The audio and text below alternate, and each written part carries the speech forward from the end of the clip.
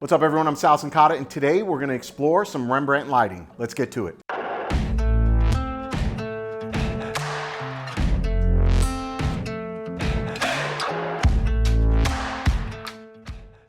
Surely as a photographer, you've heard of Rembrandt lighting. All I know is it's an artist, of course. His name is Rembrandt, like Von Regen or something like that. Sorry, Mr. Rembrandt, we are definitely screwing up your name. But you will live in infamy at this point, of course, because of the lighting pattern for your self-portraits that we've all become accustomed to. So today I thought, why don't we use a little bit of that in our work? We already do it, but not deliberately. If I look at my work, maybe even if you look at yours, you'll see that little triangle pattern, right? That's the signature for Rembrandt lighting. You may do it instinctively, but now today with Violet behind me, I want to explore that setup for a little bit. So let's go through gear just real quick here. We're using a Canon R3, Canon 85mm f1.2. We're using the Westcott lighting system. I've got an FJ400 and we have metered in using the Sekonic meter for f11. And that's gonna be what we work with. So let's talk about setup real quick because it's easier to get to than you might actually think. The way I do this is I set the light up for split light, right? So we just move right to, in this case, it would be camera right of Violet. Obviously, I want to make sure her hair's on the opposite side. So there's some things there that could screw up that lighting pattern, but I'm going to put it right to the side of her. Now, that being said, we're in almost split light here. Now, it's a large light source, so it won't be a real hard split. You're going to have softer shadows because the larger your light source, the softer the transition from highlight to shadow detail. If you wanted a hard Rembrandt, that hard triangle, you've got to use a smaller light source, not as large, not as soft. Move it even further away, and that would make that hard triangle. But for beauty portraits, I typically don't want that hard triangle there, right? So I want a softer Rembrandt light for beauty portraits here, just to create a mood. So we're gonna take this shot here. This will probably come close to Rembrandt lighting, just looking at where the positioning is, but then we're gonna start at the side of her for split light, and then what you end up doing to get Rembrandt is you come off just at about 45 degrees just from her right side, if that makes any sense. So you just kind of crescent it forward here, and this is gonna give us a Rembrandt lighting pattern. So let me take these pictures here. I'll take this first one with that light kind of split, okay? Here we go, this will be a test shot. Chin down just a little right there. Beautiful, 1, 2. So in camera, you're gonna see that we've got no light hitting her on camera left, right? Or a very, very soft triangle there. Now, I mean, it's a nice portrait.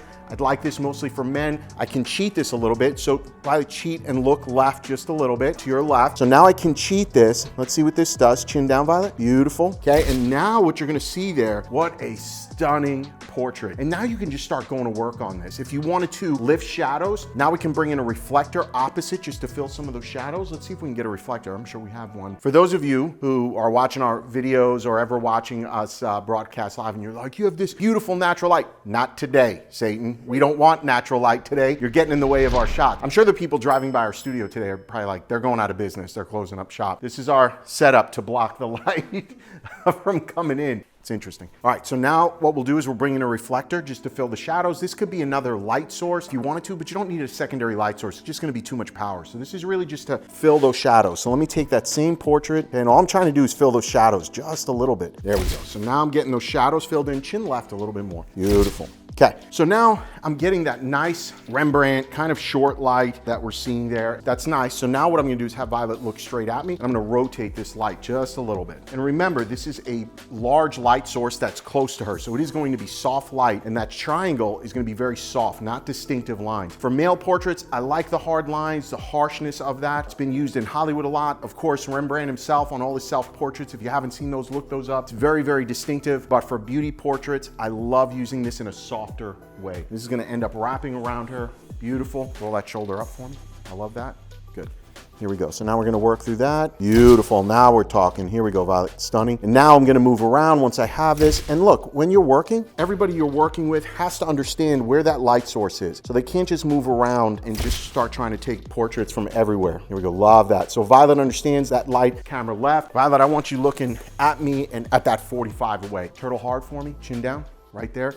Beautiful, Violet. There we go. Test shot, 1, 2. Beautiful, beautiful. I'm just using a little crystal to get something here just a little bit different. Stunning. And this is so moody, guys. Now what I want to do is keep her here, maybe make her sit you know? So let's make her sit. Let's make the most of this. All right, so what we did was we adjusted, have Violet sitting down now. I wanna kind of get as many shots out of this setup as possible. Lowered the light source and readjusted exposure. So now we're at about f5.7, 7.1 to be exact. Got her posed and we know where she's gotta be. She's either gotta be looking direct at camera or kind of at this 45 to maintain this pattern, right? The more she looks away, the less light's gonna hit here. The more she looks here, it's gonna change the type of light. It'll suddenly become broad light if she turns enough. So I love this setup. Let's work with it. Beautiful. Let's keep you at me, Violet, first, right there. Chin down just a little. Here we go. Beautiful. Love this. Gorgeous. Love that, Violet. Get the hair off that right cheek. Yep, right there. Beautiful. Chin down. Don't break that wrist so strong. Yeah, yes. Love the soft hands. Beautiful. Looking off to your left more and down. How about looking down? Oh, that's beautiful, Violet. Stay there with that. Stunning. Let me get a nice close up here. Now you saw that last frame, she turned a little bit too far away from the light and you could see we lost the lighting pattern. So that image will be on the screen. Get her back to center. Beautiful. Just stunning. There you have it, guys. The one thing I want you to take away from this is once you get the light set up where it is in position for Rembrandt, you now have a position for your subject to work both at camera and at this 45. And they can kind of stay in this area and you're gonna get this beautiful lighting pattern on them. It looks amazing. It's got that look that really feels dramatic, feels timeless, feels painterly. And I think it's, you know, one of the masters that they use, the greatest of all time. So make sure you're checking this out, introduce it into your portrait photography. You'll get some incredible images. We'll see you in the next video.